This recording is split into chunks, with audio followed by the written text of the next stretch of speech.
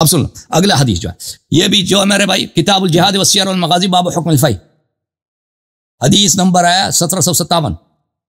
یہاں پہ روایت کافی طویل ہے. عباس اور علی علیہ السلام آتے ہیں ابو عمر کے پاس، ٹھیک ہے نا، آتے ہیں عمر سے کہ تم بھائی جو ہے ہمارا حق دے دو، فدق دے دو. عمر کی خلافت میں فدق لینے آ جاتے ہیں. تو عمر کیا کہتے ہیں؟ عمر کہتے ہیں کہ بھلے قال فلما توفی رسول اللہ صلی اللہ علیہ وآلہ قال ابو بکر انا ولی رسول اللہ صلی اللہ علیہ وسلم. عمر کہتے ہیں علی علیہ السلام اور عباس سے، عباس چچا ہیں پیغمبر کے صلی اللہ علیہ وسلم. جی بالکل. جب رسول پاک صلی اللہ علیہ وسلم کی وفات ہوئی ہے تو ابو بکر صاحب نے کہا کہ میں پیغمبر کا ولی ہوں، پیغمبر کا میں وصی ہوں، خلیفہ ہوں. اچھا فجئتما تطلب میراثک من ابن اخیک ویطلب هذا میراث امرأتی من ابیہا. اور اس وقت تم عباس آئے تھے، اپنے بھتیجے کا تم میراث طلب کر رہے تھے، اور یہ حضرت بھی آئے تھے یعنی علی علیہ السلام، یہ اپنی بیوی کا میراث طلب کر رہے تھے اپنی بیوی کے والد سے، یعنی نبی صلی اللہ علیہ وسلم کا میراث فاطمہ الزہرا سلام اللہ علیہا. تو ابو بکر نے کہا تھا قال رسول اللہ، ابو بکر نے اس زمانے میں کہا تھا پیغمبر نے فرمایا ما نورث ما ترکنا صدقہ، ہماری تو انبیاء کی میراث ہی نہیں ہوتی، ہمارا جو کچھ مال بچتا ہے ہمارے رشتہ داروں کو نہیں ملتا، میراث ہوتی ہے. فرأیتماہ، تو اسی وقت آپ دونوں کا یہ عقیدہ تھا کہ کاذباً ابو بکر کذاب ہے، جھوٹا ہے، آثماً گنہکار ہے، غادراً غدار ہے، خائناً خائن. اس زمانے میں جو ہی اس نے حدیث سنایا تھا آپ لوگوں کا یہ عقیدہ بنا تھا کہ یہ شخص جھوٹ کہہ رہا ہے، پیغمبر صلی اللہ علیہ وسلم پہ جھوٹی بات بن رہا ہے، غداری کر رہا ہے، مال کھانے کے چکر میں، فدق کھانے کے چکر میں. اچھا واللہ یعلم، اور اللہ جانتا ہے کہ ابو بکر جو تھے بڑے نیکوکار تھے، راشد تھے، تابع للحق تھے. ثم توفی، پھر ابو بکر کی وفات ہو گئی اور میں ابو بکر اور رسول صلی اللہ علیہ وسلم کا وارث میں ہوں. فرأیتمانی کاذبا آثما غادرا خائنا، اور اب تم دونوں کا یہ عقیدہ یہی ہے کہ میں بھی کذاب ہوں، جھوٹا ہوں، پیغمبر پہ جھوٹی باتیں ہم بناتا ہوں، اور میں غدار ہوں اور خائن ہوں اور گنہکار ہوں، فاسق ہوں. جی سر صحیح ہے نا بھائی؟ جو نبی صلی اللہ علیہ وسلم پہ جھوٹی حدیث بناتا ہے وہ ہمیشہ کے لیے جہنمی ہوتا ہے. یہ آپ کی اپنی کتاب میں. جی بالکل ایسے ہی ہے، یہ حدیث تو بالکل ٹھیک ہے. باقی اصول کافی میں بھی ایک صحیح روایت موجود ہے، اگر آپ دیکھیں امام جعفر صادق سے، انہوں نے فرمایا کہ انبیاء کے جو وہ وارث نہیں ہوتے درہم و دینار کے، بلکہ علماء جو ہوتے ہیں، علم جو ہوتا ہے وہ وراثت ہوتا ہے. اس کے بارے میں آپ کیا کہیں گے؟ بھلے میں آپ کو بتاتا ہوں، وہ اہل البیت سے آپ کو دکھا دیا، امام سے میں نے دکھا دیا. میں بھی آپ کو اس کا جواب دیتا ہوں. وہ میراث اس کے لیے نہیں ہے، وہ اولاد کے لیے نہیں ہے، وہ امت کے لیے، وہ امت کے لیے، امت کے لیے. انبیاء علیہ السلام نے پیسہ نہیں ہے. بھلے میں ابھی دیتا ہوں، بھلے ابھی دکھا دیتا ہوں.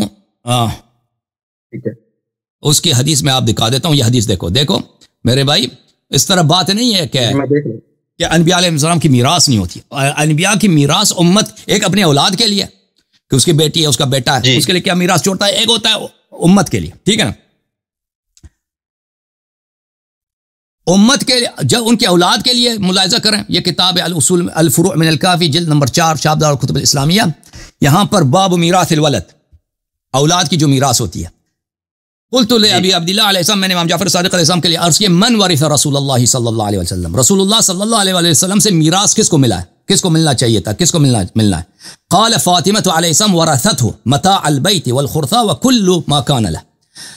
بلی حضرت فاطمہ الزہرا سلام اللہ علیہ کو سب جو گھر کے اثاثے تھے ان کو ملا ہے، اور خرثا اور جو ان کے سامان وغیرہ تھا نبی صلی اللہ علیہ وسلم، وكل ما كان له، اور جو بھی پیغمبر کا تھا وہ حضرت زہرا سلام اللہ علیہ کو ملا. جس حدیث یہ اولاد کے لیے، جو امت کے لیے ہے بھائی، امت کے لیے جو میراث انبیاء علیہ السلام نہیں چھوڑتے، بالکل صحیح ہے. ہمیں نبی صلی اللہ علیہ وسلم سے پیسے نہیں ملے، ہم ان کے امتی ہیں، پیسے ان کے لیے ہمیں جو ملا ہے وہ علم ملا ہے، روایات احادیث ہیں. الاصول من الکافی کتاب العلم میں باب صلۃ العلم وفضل العلماء، اس میں فرمایا ان العلماء ورثۃ الانبیاء، علماء انبیاء کے وارث ہیں. اب علماء کو کون سا میراث ملا ہے؟ علماء کو نبی صلی اللہ علیہ وسلم سے کیا میراث ملا؟ پیسے ملے نہیں. وذاک ان الانبیاء لم یورثوا درہما ولا دینارا، انبیاء علیہ السلام نے علماء کے لیے درہم و دینار نہیں چھوڑے، یہ نہیں کہ اپنے اولاد کے لیے.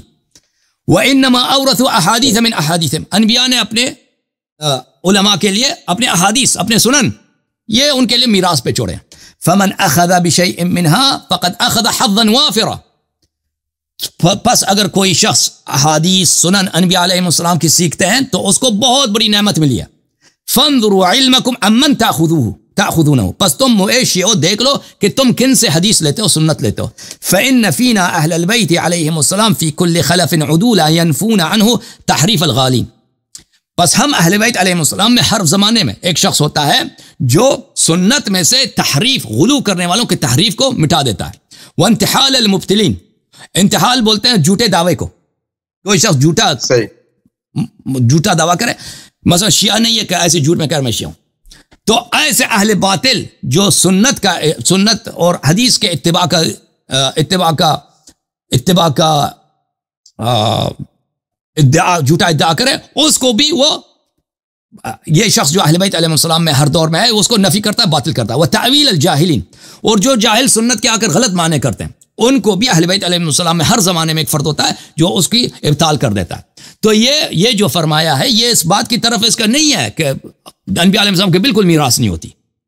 یہ علماء امت کے لیے نبی صلی اللہ علیہ وسلم کے کیا ہے میراث، کیا ہے، وہ اس کی بات ہو رہی ہے. اچھا، یہاں پر ایک کوشچن اٹھایا جاتا ہے اہل سنت کی طرف سے ہی، وہ بھی آپ تھوڑا سا ریبٹل کر دیں اگر کرنا چاہیں. وہ کہتے ہیں کہ مولا علی کے ٹائم میں بھی دیکھا جائے تو مطلب کہ ان کی جب خلافت آئی ہے، امام حسن کی بھی 6 ماہ آئی ہے، تو انہوں نے کیوں نہیں دیا پھر آل فاطمہ کو؟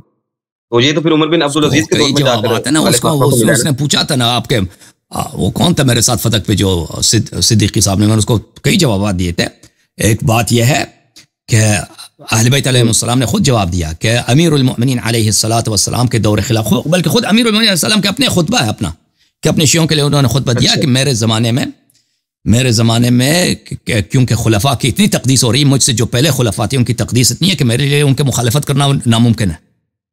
اور جو لوگ برداشت نہیں کرتے لوگ، کہ اگر وہ انہوں نے خود کہا کہ اگر میں تراویح کو منع کر دوں، اگر میں جو مقام ابراہیم کعبے کے ساتھ ہے، اس کے عمر نے اس کے مقام کو چینج کیا، اگر میں اس کو اصلی جگہ پہ لاؤں، اور زکوٰۃ میں جو ساع رسول اللہ صلی اللہ علیہ وسلم ہے، جو رسول صلی اللہ علیہ وسلم کا پیمانہ ہے، میں دوبارہ کر دوں، اور پھر یہی فرمایا کہ اگر میں فدق کو دوبارہ واپس لاؤں تو لوگ میری مخالفت کریں گے اور میرے اپنے لشکر والے مجھے چھوڑ دیں گے، اور پھر میں رہ جاؤں گا اور میرے اہل بیت علیہ السلام اور معاویہ کا لشکر کہ ہم سب شہید ہو جائیں. تو ایک جواب یہ. دوسری جواب یہ کہ اہل بیت علیہ السلام نے فرمایا کہ ظالم اور مظلوم دونوں اس دنیا سے چلے گئے تھے، اس عدالت میں چلے گئے ہیں جہاں پہ کوئی جھوٹ نہیں بول سکتا، اور وہاں پہ جو قاضی ہے وہ خود شاہد ہے اور وہ بہترین فیصلہ سنانے والا ہے. ابو بکر بھی دنیا سے گیا ہے، زہرا سلام اللہ علیہا بھی دنیا سے گئی ہیں، تو وہاں پہ جو فیصلہ وہاں پہ سنایا جائے گا وہ بہترین فیصلہ ہے. دوسرا جواب. تیسرا جواب یہ ہے کہ رسول اللہ صلی اللہ علیہ وسلم کی اپنی سنت و سیرت ہے کہ جب رسول صلی اللہ علیہ وسلم نے ہجرت کیا تھا، پیغمبر صلی اللہ علیہ وسلم کا مکے میں مکان تھا، اپنا گھر تھا جو ان کے والد سے ان کو ملا تھا میراث میں، حضرت عبداللہ علیہ السلام سے ملا تھا. ٹھیک ہے نا؟ جب وہ وہاں سے نکلے تھے تو مشرکین نے اس پہ قبضہ کیا تھا، مشرکین نے مکان رسول صلی اللہ علیہ وسلم پہ قبضہ کیا تھا. جب پیغمبر صلی اللہ علیہ وسلم نے فتح مکہ کیا تھا تو پھر اس مکان پہ دوبارہ انہوں نے قبضہ نہیں کیا، چھوڑ دیا، بس اعراض کیا، اس سے اپنا حق واپس نہیں لیا. تو اہل بیت علیہ السلام نے فرمایا ہم ایسے خاندان ہے کہ اگر کوئی ہمارا حق چھین لے اور ہماری طاقت ہو جائے پھر ہم طاقت سے اس کو واپس نہیں لیں گے، وہ مالی دنیا کے لیے ہم نہیں کرتے بھائی. تو اس کے کئی جوابات ہیں. ٹھیک ہے نا؟ اگر کوئی شخص اپنا حق کسی وجہ سے نہیں اس کا جب پھر وہ زمانہ بھی ایسا تھا نا امیر المومنین علیہ السلام کا جو دور خلافت 4.5 سال ہے، وہ سب جنگوں کا زمانہ تھا، اشوب کا زمانہ تھا. اس میں ایسا نہیں موقع ان کو نہیں ملا کہ ایک عرصہ ایسا مل جائے کہ وہ بالکل جنگ نہ ہو، ہر طرف پہ مسلط لوگ ان کی طاعت کریں، سب تو کبھی ہوا نہیں ان کو. سب صحابہ نے بغاوت کی ہے، مختلف جنگیں ہیں، پھر جمل ہے، نہروان ہے، صفین ہے، اور پھر آخری وقت میں وہ جنگی حالت میں دنیا سے گئے. وہ جب شہید ہوئے تھے تو اس وقت بھی وہ جنگ کی تیاری میں تھے کہ لشکر کو انہوں نے فرمایا تھا کہ لشکر جمع ہو جائے، دوبارہ ہم معاویہ سے جنگ کے لیے جائیں گے. تو اسی وقت ان کی شہادت ہو گئی تھی.